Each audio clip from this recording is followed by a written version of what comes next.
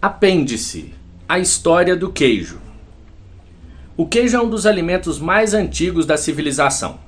É provável que tenha surgido simultaneamente à domesticação de vacas, cabras e ovelhas. São diversas as lendas, dispersas entre muitos povos, de que algum pastor se aproveitou do fato de o leite azedado naturalmente ter se separado em soro e coalho. Este, escorrido, moldado e seco, transformava-se em um alimento saboroso, nutritivo e de manuseio simples. A origem da palavra queijo está no latim caseus, pelo arcaico queso. Assim, pelo italiano derivou o nome cacio, o espanhol queso e o português queijo. Suas derivações para outras línguas contemporâneas são fáceis de identificar. Kaas para os holandeses, Käse para os alemães e austríacos e cheese para os anglófonos. A denominação francesa, fromage, foi retirada do italiano formaggio, derivado por sua vez de forma. Apesar do mistério que cerca a origem do queijo, é possível a produção ter se iniciado de forma deliberada em meio a tentativas cheias de erros e acertos para aumentar o prazo de conservação do leite. Uma das primeiras descobertas provavelmente foi: com a adição de sal ou outro elemento, o leite se coagulava e, sob efeito da coagulação, transformava-se numa parte sólida, a coalhada, e outra líquida, o soro. Isolada, a coalhada conservava-se por mais tempo. Contudo, séculos se passaram até o estabelecimento de um processo de fabricação. É provável que tudo tenha sido descoberto acidentalmente ao estocar leite em um recipiente produzido do estômago de um animal, fazendo a quimosina, coalho natural, resultar na transformação do leite em coalhada e soro. Espera-se, portanto, que a origem do queijo esteja ligada à pecuária leiteira. A mais antiga e conhecida prova de pastorear animais e fabricar queijos é uma série de pinturas rupestres entre 6.000 e 5.000 a.C., descobertas em cavernas na Líbia. Há também murais de túmulos sumérios que datam de 3.500 a.C., além de túmulos egípcios datados de 2.000 a.C., que mostram o fabrico de manteiga e queijo. A domesticação de bovinos, ovinos e caprinos já tinha lugar no Oriente Próximo por volta do 8º milênio a.C. Resíduos orgânicos preservados em potes arqueológicos forneceram provas diretas para a utilização do leite no 4º milênio na Bretanha e no 6º milênio na Europa Oriental. A pesquisa realizada em mais de 2.200 vasos cerâmicos no Oriente Próximo e Sudeste da Europa revela que esses objetos são datados do 7º para o 5º milênio a.C. Ou seja, o leite estava em uso desde o 7º milênio desse mesmo período, sendo particularmente importante no noroeste da Anatólia, atual Turquia, pelas condições mais favoráveis para o gado bovino, em comparação com as demais regiões onde ovinos e caprinos predominavam. Assim, a convivência com os rebanhos e, como consequência, a oportunidade de estudar a amamentação dos filhotes de animais e traçar paralelos com a amamentação humana são a chave para o desenvolvimento do processo de ordenha. Acredita-se que entre 6.500 e 5.000 a.C. já se ordenhava o gado na Tessália, atual Grécia. Cerâmicas nas proximidades do Mar de Mármara, na atual Turquia, mostram a ordenha de animais e a transformação de produtos lácteos no mesmo período. A ordenha fez com que o leite se tornasse um alimento básico, pois não havia necessidade de abater o animal. Pelo contrário, essas transformações são decisivas para a história da humanidade, pois significavam a garantia do alimento e a própria sobrevivência. O uso do leite, da lã e da tração, obtidos dos animais domesticados sem matá-los, representou um avanço para as primeiras comunidades humanas. Além do acesso ao leite cru, soma-se a descoberta das técnicas para a coagulação, processo-chave na elaboração do queijo. Estavam disponíveis à época não só a quimosina, abundante no estômago de vitelos, mas também outros coagulantes de origem vegetal. Diversos são os vestígios que comprovam a existência da fabricação artesanal de queijos. Os primeiros indícios da existência de uma indústria leiteira e queijeira de considerável produção nos levam aos Sumérios, há cerca de 5.000 anos, nas terras compreendidas entre os rios Eufrates e Tigre. Achados arqueológicos em Ur, cidade natal de Abraão, mostram relevos que detalham as técnicas leiteiras dos sumérios. A Bíblia faz numerosas referências aos laticínios, assim como revela que os homens da época eram capazes de transformar o leite em outros produtos. Um exemplo é o trecho do segundo livro de Samuel, no Velho Testamento, em que Davi chega a Maanaim, exausto, e é acolhido pelos locais que procuram ajudar seu povo. Abre aspas. Tomaram camas e bacias e vasilhas de barro, e trigo e cevada e farinha, e grão torrado e favas e lentilhas também torradas, e mel e manteiga e ovelhas e queijos de vacas, e os trouxeram a Davi e ao povo que com ele estava, para comerem, porque disseram: este povo no deserto está faminto, cansado e sedento. O leite era de grande importância na vida dos egípcios, que cultuavam a deusa Ísis amamentando seu debilitado filho Horus. Também o gado bovino era venerado, a representações da deusa Hathor com chifres. Era ela quem velava pela fertilidade do solo e causava o transbordamento do Nilo, tornando fecundas as terras áridas. Quando o rio transbordava, era celebrado o festival de Osíris, e nessa solenidade, uma vaca bem escovada e lustrosa era carregada em procissão cerimonial. A fabricação de queijos na Grécia já era bastante conhecida no século 8 a.C., durante o tempo de Homero. O autor da Odisseia e da Ilíada cita o queijo ao se referir aos mitológicos gigantes ciclopes, com apenas um olho no centro da testa, e descreve-os como um povo pastoril. Abre aspas. Essa raça selvagem possuía rebanhos de cabras e ovelhas, e um ciclope guardava a manada durante a noite em uma cova onde possuíam enormes vasilhas para leite, e as prateleiras arqueavam com o peso dos queijos colossais. Fecha aspas. Heródoto, o grande historiador e geógrafo grego, discorre sobre o cardo, abundante na região mediterrânea. Suas flores secas são usadas como coagulantes ainda hoje, em especial para o tradicional queijo de ovelha da Serra da Estrela, em Portugal, apontado como uma possível influência para a produção do queijo Minas artesanal. Da mesma forma, Aristóteles e Dioscórides escreveram sobre a fabricação do queijo e a coagulação do leite pela seiva leitosa do figo. O queijo torna-se então um alimento diário e sua produção passa a ser uma arte não muito diferente da que resiste até hoje. Embora o queijo seja anterior à civilização helênica, os gregos tentaram se apossar da origem desse laticínio, atribuindo sua descoberta ao deus Aristeu. Filho de Apolo e Cirene, Aristeu é um pastor famoso por ser também apicultor, adorado como protetor de caçadores, pastores e rebanhos. Assim, esse povo reverenciava o queijo enquanto um alimento dos deuses, uma comida que demonstrava a proverbial sabedoria helênica. Na história romana, entre os séculos 3 e 2 a.C., a agricultura de subsistência e da pequena propriedade camponesa foi substituída pelo trabalho nas fazendas com cultivo intensivo e especializado ou nos latifúndios com policultura. A aveia, cereal por muito tempo desdenhado, torna-se cada vez mais valorizada. Combinada com leite, ela fornece ao homem um mingau forte e saboroso, considerado ainda hoje um alimento nutritivo. Os romanos elaboravam queijos em grande quantidade e de variados tipos, além de apreciar seu uso culinário. Durante as campanhas, os legionários levavam consigo um queijo conservado em vinho e mel. Nas casas romanas, era comum a existência de um local destinado exclusivamente à elaboração e ao armazenamento de queijo. Tamanho era o conhecimento dos romanos sobre a arte queijeira, que eles já dominavam o uso de ervas para provocar a coagulação e também já conheciam o coalho, utilizado para coagular a caseína, posteriormente conhecida como a principal proteína do leite.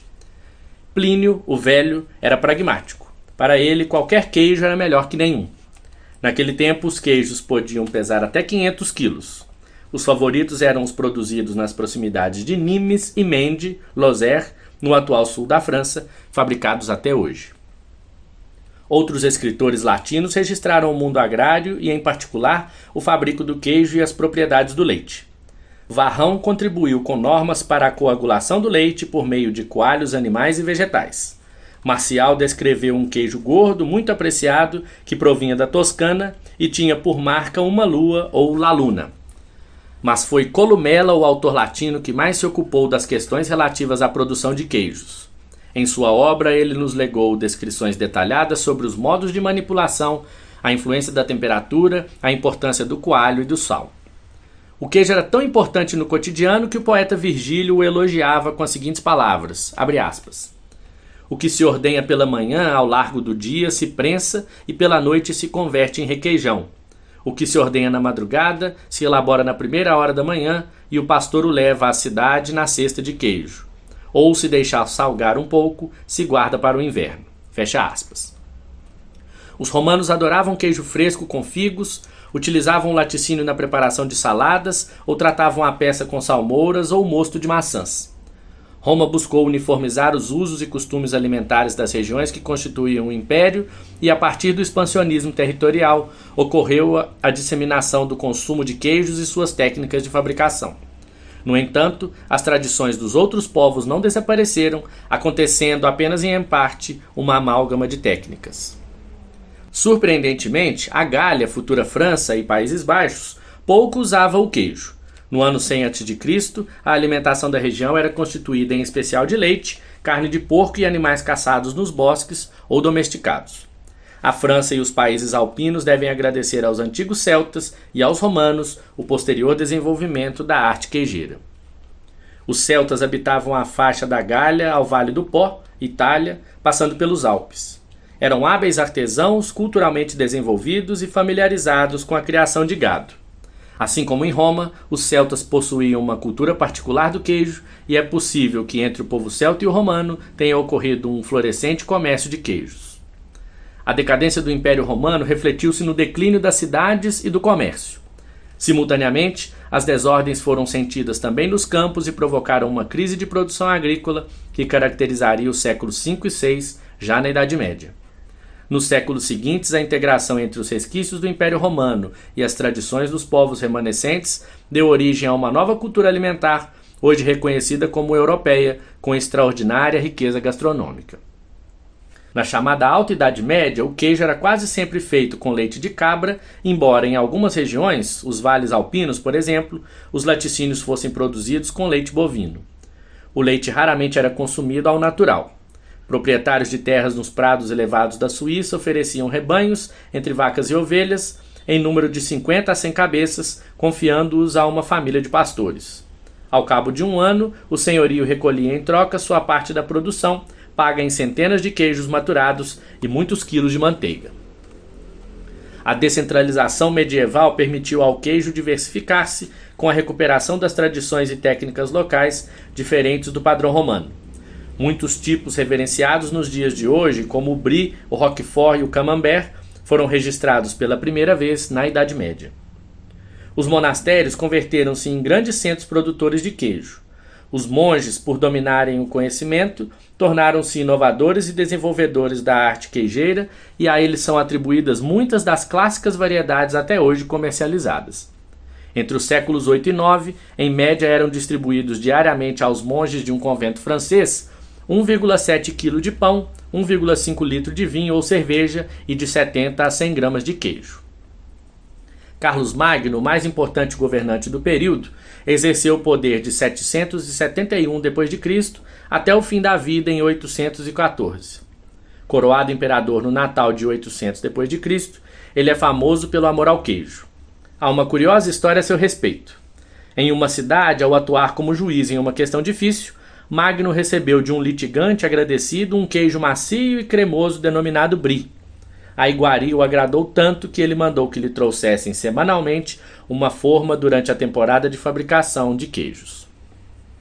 Na zona de montanha, os camponeses compravam a própria liberdade para administrar conjuntamente seus pastos de alta montanha e elaborar queijos de grande formato, por exemplo, o Appenzeller, da Suíça, o Beaufort, da França ou o Fontina, da Itália, como são conhecidos hoje em dia. Esses queijos tornaram-se, inclusive, moeda de troca e, eventualmente, serviam de dízimo. Na Itália já eram famosos o parmesão, o gorgonzola e o pecorino. Na Suíça, no ano 1000, já se elaboravam também os queijos Schabziger e Sbrinz. Ainda nos países alpinos, a produção dos queijos Gruyère e Emmental remonta ao século XII. O Appenzeller denomina-se assim desde 1282. Vinda do Mar do Norte, principalmente dos Países Baixos e Bélgica, a produção de Gouda e Edamer conquistou a Europa. Já em 1148, estes queijos eram vendidos nos mercados parisienses. Também na Idade Média houve grande contribuição literária dedicada ao tratamento da saúde por meio da alimentação. O Regimen Sanitatis Salernitatum, Regra de Saúde Salernitana e o Flos Medicinae, Medicina Floral, no século XII, eram referências e recomendavam o consumo diário de queijo, junto com carnes e cebolas, para melhorar a saúde. É de 1475 o Summa Lacticiniorum, Suma dos Laticínios, de Pantaleone de Confienza, o primeiro grande tratado sobre queijo dos tempos medievais. Ele discute tudo sobre o queijo, da produção à culinária, passando pela saúde e pelas harmonizações. Nascido em Turim, na Itália, em 1440, Pantaleone viajou por quase toda a Europa para produzir o livro. Quando começou a florescer o comércio internacional no século XIV, a mercadoria mais importante eram os queijos duros, provavelmente pela maior durabilidade. Nessas últimas décadas da Idade Média e no início do Renascimento, as trocas comerciais eram um importante fator para a disseminação das mercadorias produzidas por toda a Europa. Os mercados ou feiras regulares, semanais ou mensais, realizados na própria aldeia ou na cidade próxima, começaram a dar lugar a uma imensa circulação de produtos. Ali os camponeses podiam vender seus grãos, queijos, ovos, aves e outros itens, bem como comprar ferramentas, peixes salgados, vinho, cerveja, dentre outros. A divertida feira realizada na aldeia de Asterix, o querido personagem da série de quadrinhos Asterix o Gaulês, é um exemplo do universo de trocas e distribuição do período. Das aldeias para o mundo, um extraordinário avanço ocorre no Ocidente. As grandes navegações propiciaram uma era de descobrimentos que permitiu a expansão comercial por toda a Europa e favoreceu o intercâmbio alimentar com o Novo Mundo e com o Extremo Oriente. Daí sua notável repercussão nos hábitos alimentares de uns e outros. O comércio de queijos experimentou intenso vigor e, além da França, países como Holanda, Suíça e Itália viveram um renovado interesse pela arte queijeira. Encontramos exemplos de consumo de queijo como parte da dieta de nobres e camponeses em diversas obras do período. Para citar uma das mais famosas, em Dom Quixote de Miguel de Cervantes, são encontradas referências ao apetite de Sancho Panza e seu consumo de queijo, praticamente o único alimento que o fiel escudeiro consumiu durante a epopeia heróica do protagonista. Com seu notório bom coração, Sancho oferece esse laticínio a quem em pior estado está. Abre aspas. Tirou Sancho de seu fardel um toco de pão e um pedaço de queijo, e dando-os ao rapaz, lhe disse: Toma, irmão André, a tua desgraça toca-nos a todos. Este pão e queijo que vos dou, Deus sabe se não nos há de fazer falta. Fecha aspas. O espanhol Miguel de Cervantes escreveu Dom Quixote em um período de extraordinária efervescência na Península Ibérica. Logo ao lado da Espanha de Cervantes, Luís de Camões em Portugal também punha em polvorosa a cultura lusitana. Ambos viviam os primeiros anos dos grandes descobrimentos e o início da colonização das Américas. Um novo mundo se abria e com ele novos territórios, saberes e sabores para o queijo.